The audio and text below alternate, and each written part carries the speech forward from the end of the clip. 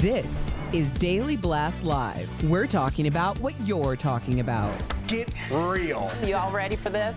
Dun dun dun dun dun. No. Y'all, just This stop. is a sham.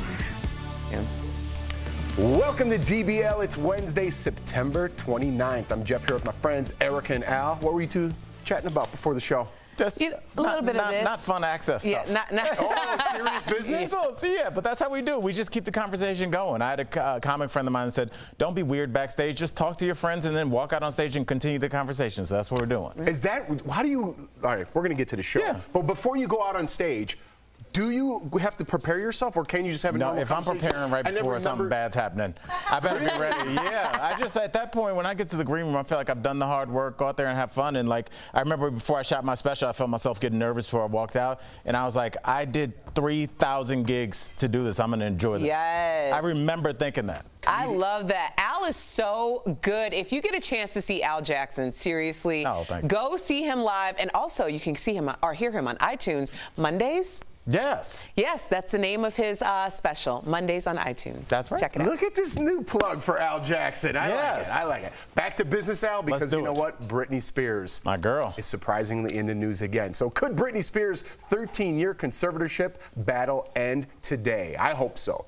The singer has been under a conservatorship that's been managed by her dad since 2008, and today a judge will hear arguments for ending it. Sources say it is unlikely the judge will terminate the conservatorship completely today, and says it's more likely for the judge to order a mental evaluation, which could take several months to complete. So that doesn't sound very promising, even though we started off like it was very promising. But at least she's moving in the right direction, right? Yeah, and she has a voice. Her story's being heard, and she now has advocacy that's appropriate for someone to have. When I say advocacy, it means, you know, people actually advocating on your behalf, right, not for someone who's trying to imprison you, apparently. Which it seemed like it was. Yeah. I mean, you know, it's too pie in the sky to say let's have a complete overhaul of our mental health care in this country.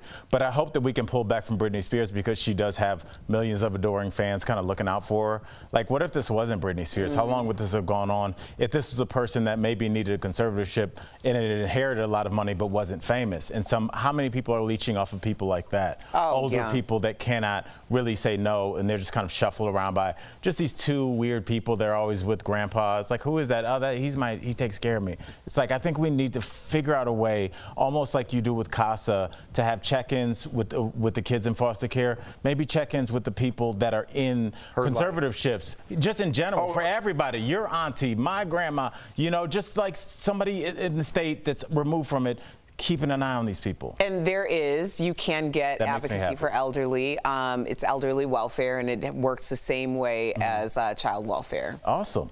All right, well, we will keep an eye on this story. So, who can make it back after being canceled?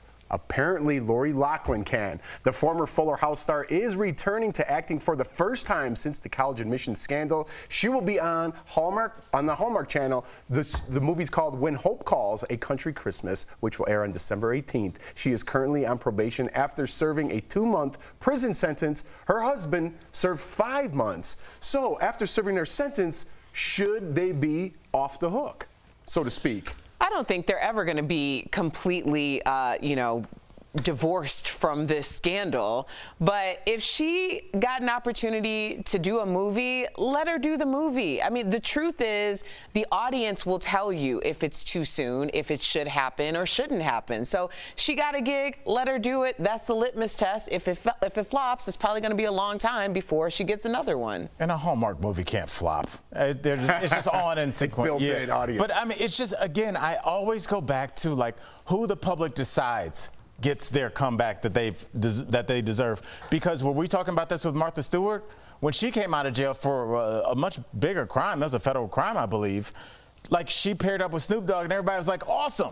And I'm happy for her. Yeah, I'm not anti-Martha Stewart. I think everybody, when Michael Vick came out of jail, I'm happy he got his job back and he ended up kind of redeeming himself and being an advocate for animals. So I do believe that people do learn. I don't understand why we have to bury her forever. It's a Full House. Who cares? Well, the difference between those two examples is there was an absolutely vocal dissenting opinion on what should be happening and how it should be happening. I mean, people felt like Martha Stewart was railroaded as a successful businesswoman. People felt like Michael Vick was railroaded as a successful black man, and that the punishments didn't fit the crimes. In this situation, you were kind of hard pressed to get someone to be like, she did exactly what I would do, because no one who would do it would actually speak out and say they did it. Right, you don't want to incriminate yourself. Yeah. But how many people were at home during this whole scandal when they were coming for people like, yeah. Because if you're making a donation, that's a bribe.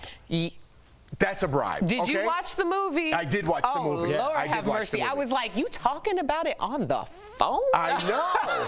I know. So they can come for everybody. So to me, I want her to get her That was my thing. It's just like when you're rich and you're so disconnected, like you don't know how to do crimes, they're like writing it down. They did write it down. They had like a ledger. It was like, if you turn that movie script in, you would be escorted out of it, like by security. And then we told the guy on the phone, here's where we're gonna rob the. It was like so embarrassing. I feel like that was the punishment. But that's the world they live in. They live in this bubble where they feel like that they're untouchable. It's true. It's laughable. I forgot about that. Yeah, I was shocked. Yes, you're right.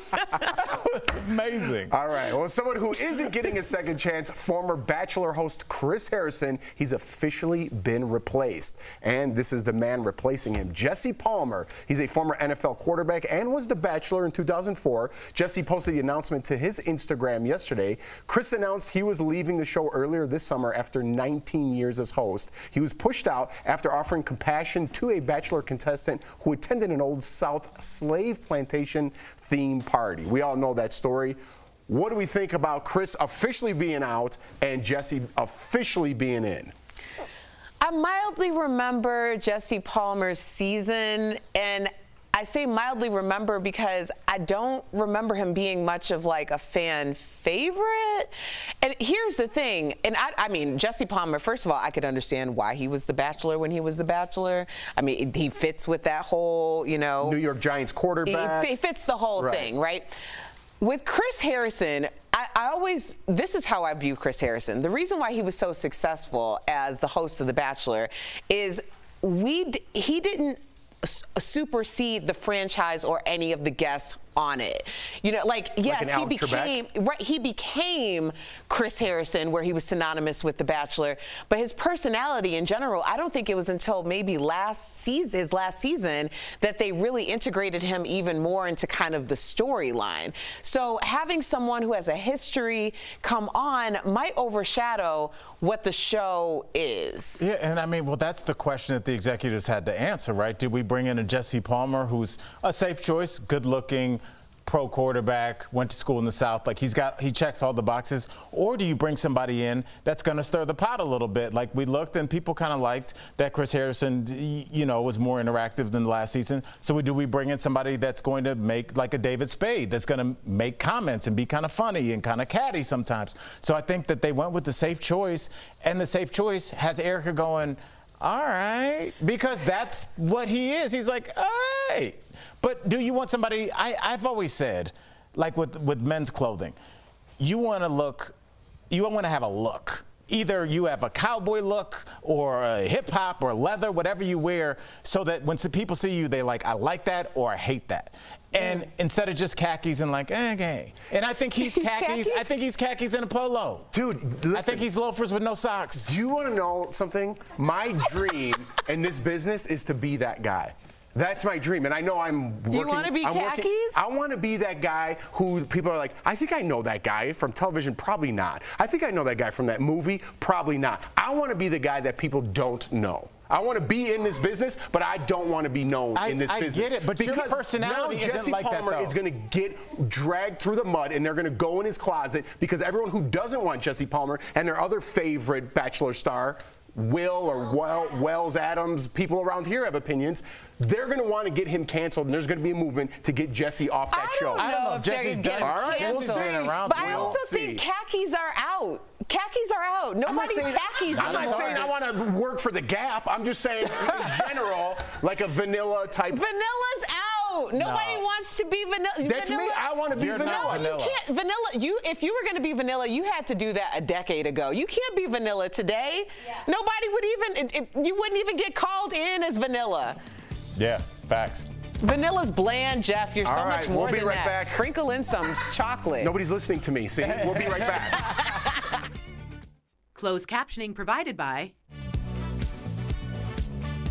We're still talking about Jeff being vanilla. Listen, I have a different take on this. Just, it's a new world, right, that we're living in. But before that world even changed, I said, I don't want to be Tom Cruise. I want to be that guy on the show that everybody knows, that character actor that comes in. That was my dream when I started in this business. Now it's like, listen, you got to play the game and you got to play it safe. If you're the person on the outside, I don't have enough clout, enough power, enough followers to be that edgy person. I got to play the game. I got to roll with the punches. That's where I'm at in my career. I understand. I 1,000,000% understand what you're saying, okay?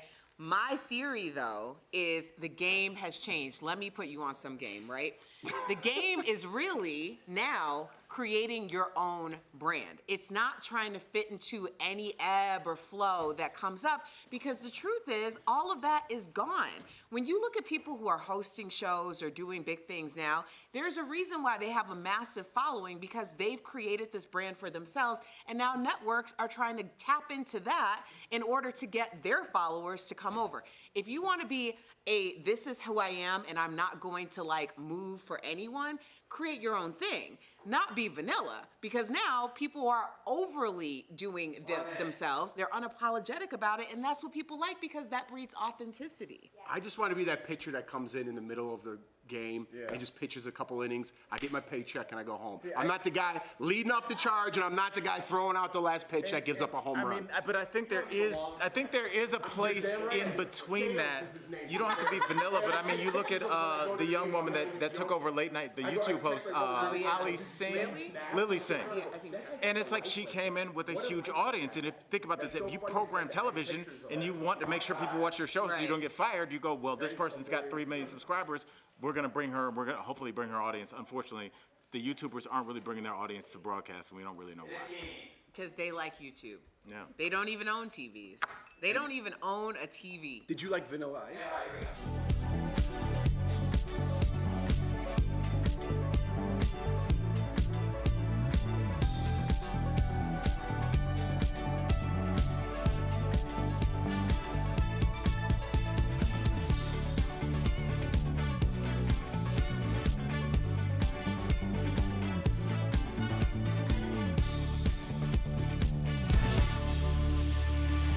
Welcome back to DBL. We're breaking down some Real Housewives drama involving Kyle Richards and Lisa Vanderpump. The drama actually stems from rumors made about Erica Jane and her financial problems. Lisa claims that Kyle started the rumor about Erica, but sources say Kyle did not spread rumors or gossip about Erica. A podcast host who recently interviewed Kyle posted a screenshot of the story, and Kyle responded with a series of crying, laughing face emojis. I usually don't even know what I'm talking about when I read. I don't even know what I'm talking about on this one. What did I just say, Erica? Okay, let me catch you up, okay? Let me catch you up. All right, so here's what's going on. So Erica Jane, of course, we've talked about it. Her husband, Tom Girardi, is accused of stealing like $101 million from the trustees of burn victims, orphans, and widows. Wow. Right? Now, Erica Jane is now stood accused of spending about $20 to $25 million of that money, which Tom Girardi threw into her EJ Global account, Erica Jane Global, LLC, right? So now she seems to be on the hook as well, although she may have known, may not have known, and that's something we're still trying to figure out because the season is absolutely still playing out. Now, here's where it gets really interesting. Kyle Richards, who, by the way, I just want to say, and nothing against youngest children, because youngest children, I love y'all, okay? But y'all also have this gift of seeing what happened before to all of your siblings, right? So y'all know how to play this game and kind of like throw the grenade and hide your hands. Kyle Richards throws the grenade and hides her hands. She did it with Lisa Vanderpump. Vanderpump because she was the one that spread this rumor and then got Lisa to basically leave the show because Lisa was like, I'm not dealing with you. And to this day, Lisa still doesn't deal with her. But what Lisa did do is reveal reluctantly, okay, that Kyle was the one that at Andy Cohen's baby shower, where all the housewives were there, Kyle was telling everyone that Erica Jane was in financial legal trouble with Tom Girardi. How did Kyle Richards know this? Well, we know that for a fact because Bethany Frankel went on her podcast and told us that she told not only Kyle Richards and also Lisa Rinna. Now, the interesting thing about this is the fact that Lisa Rinna and Kyle are trying to pretend like they're friends with Erica. Now, my theory is it's because this is a big Hollywood scandal, and 20 years from now, everyone's going to remember the players. So now Lisa Rinna and Kyle Richards are going to have their name in this thing without actually being involved in this story. It's actually like PR gold at the root of it. But I'm just saying, Kyle Richards is not innocent. And if she's going to act innocent, her days are going to be numbered because we all see through it. We all see through it. Wait, so is it cool that I like Vanderpump Rules still? Yeah, of course. All right, that's what I got out of it. That was heavy. That was heavy stuff. Coming up on DBL, that's a round of applause for Erica Cobb right there. Leah Remini reflects on finding purpose after trauma. Our interview with her is next. We all know that movement is like...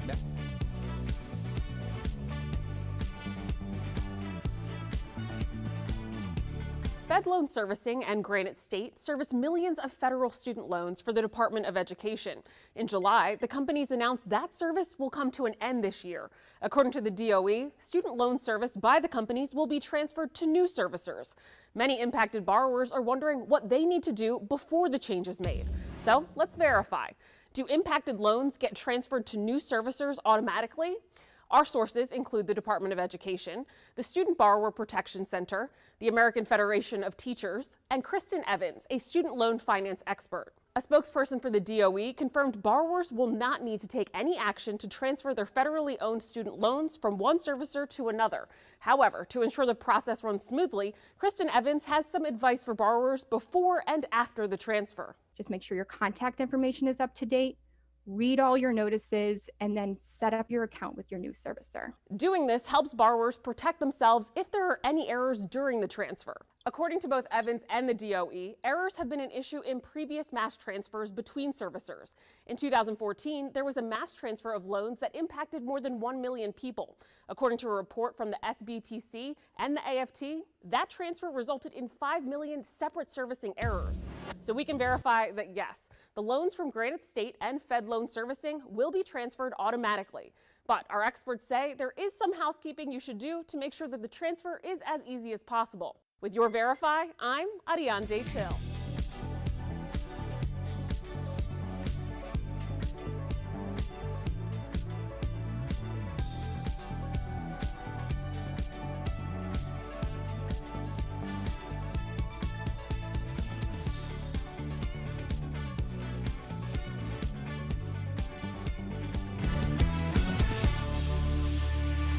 Welcome back to DBL. Ever wonder if I smell good? That's creepy, and the answer is yes. Well, Leah Remini loves it, so that's all that matters. Earlier, we sat down with Leah to talk about how she feels about other celebs leaving Scientology, as well as all of her other upcoming projects. And we had a little fun talking fashion, fragrance, you know how we do, on today's Chatting with the Stars. Actress and advocate Leah Remini. Hey. Hey. Hi, you guys. How are you? I'm good. How you guys doing? We're feeling it. I'm digging the pattern on that shirt. Are you digging it? I like it. I do. Yes, Leah. I love it. Okay, so Leah, you know, you wear so many different hats. I love you as an actress. I love you as an advocate, but also very important, you're the executive producer on the documentary Allie Raceman, Darkness to Light on Lifetime. Winning gold medals doesn't take away the pain of what happened. How powerful was it for you? Because I know that it made me cry. So you watching her testify before Congress, knowing everything that you're involved with, how did that make you feel? Extremely proud. I think it's so important that people take their place where they can have a voice and then pass the torch to give others a voice. It's very important. And one of my favorite quotes from Frankl, and it's finding your purpose. You know, when you experience trauma, extreme trauma, that you find a purpose in your pain is extremely important in life. And look, not everybody can do that work, but for those who do, I'm always proud to support it, and to be able to produce a show for her was an extreme honor. People are and have spoken out and continue to fight the fight. And I applaud them. You're really the face, Leah, of leaving Scientology. And recently, actress Laura Prepon announced she no longer is with the church. So did she reach out to you? Did you reach out to her? Did you guys talk? I reached out to her, and like I just said, not everybody who has a voice uses it. And I'm a firm believer. I was a vocal Scientologist. I got people into Scientology. I promoted it most of my life.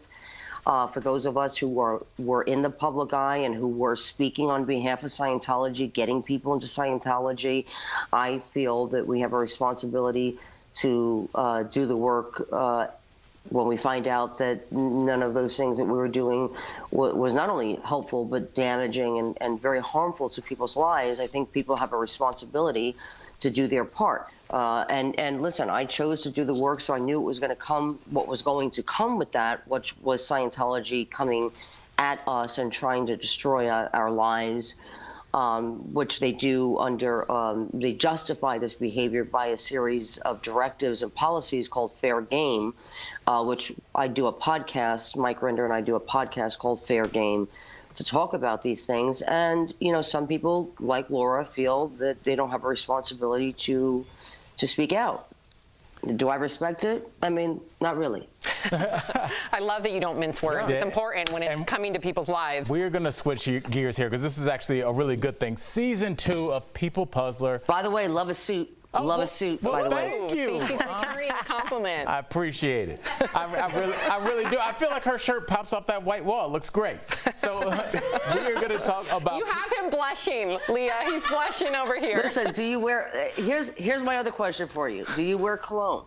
I absolutely I do. It's a little. Oh, he smells so good. I'm in love. I'm in love. Oh yeah. I'm in love. That's my dad. You never leave the house You're without all cologne. good. You're all good in my book. You are not. There's nothing you could say to me right now that would annoy me. Go ahead. Get in there, Al. Well, hey, look, I am excited. like that. I appreciate the compliment, and I have a compliment for you. Yeah, where's your suit, by the way? What? So wait. So how does your co-host what's going on? Could I get a shot? Yeah. Of He wants to look at Jeffrey. So. So mean, what? You just thought, like, I go with the shirt, I don't need a tie, that's my thing. I don't wear. We're trying to switch it up. We can't be twins over here. Do you wear cologne or no? I feel like you don't. Because oh, really? I thought you were going to make... I definitely do. Get a tie on. We're going to get into one of those Doug and Carrie fights right now. All right. I am jumping in. I'm just gonna say this. I'm excited. Season 2 of People Puzzler just started, and you were very candid. You were like 9 out of 10 questions. I don't know. Like, how impressive are these contestants? What's the best part about being on the show? Well, I love hosting people. I mean, people who know me really know me. Like my friends, they know that I love hosting. I host every holiday at my house. I invite people I don't even know. I'm like, yeah, bring your second cousin. I just love people around. When these people come on, they're just happy to be there. All right, Leah, we have a hard out in like 10 seconds. We need you back on the show. Yeah. Wow, I don't need the attitude, I'll tell you that. Leah, thank you so much for joining us. We love having you. DBL Nation, check out Season 2 of People Puzzler, which just premiered and will air weeknights on the Game Show Network. We'll be right back. Thank you guys so much. Bye, you guys. Promotional consideration is brought to you by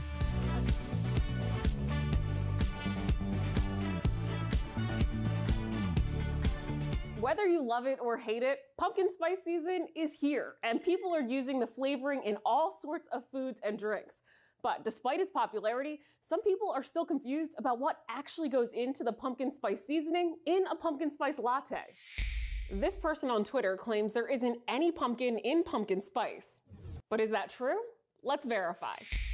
We spoke to a spice expert, a licensed dietitian and nutritionist, and spice manufacturer McCormick & Company to get to the bottom of this. There is no pumpkin in the spice.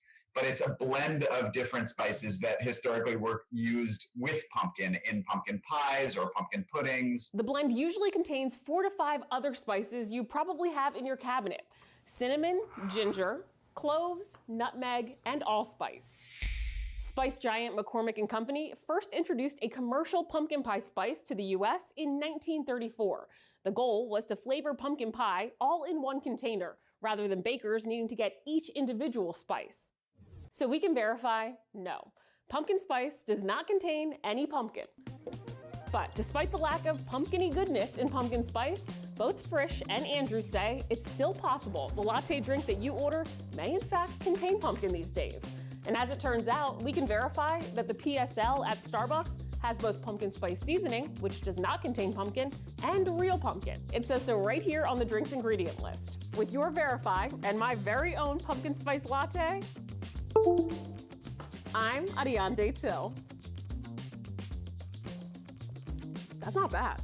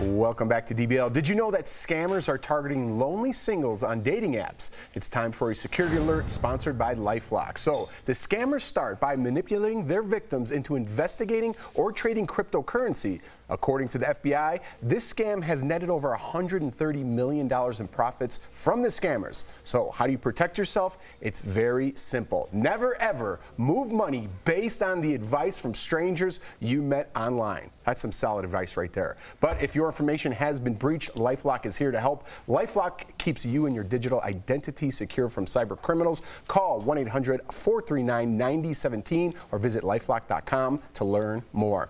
Yeah. I think we summed it up. Yeah, Absolutely. we did. Don't ever give your money away to strangers. Don't online. give your money away. Keep it locked. DBL's new every day. We'll be back tomorrow, same time, same place.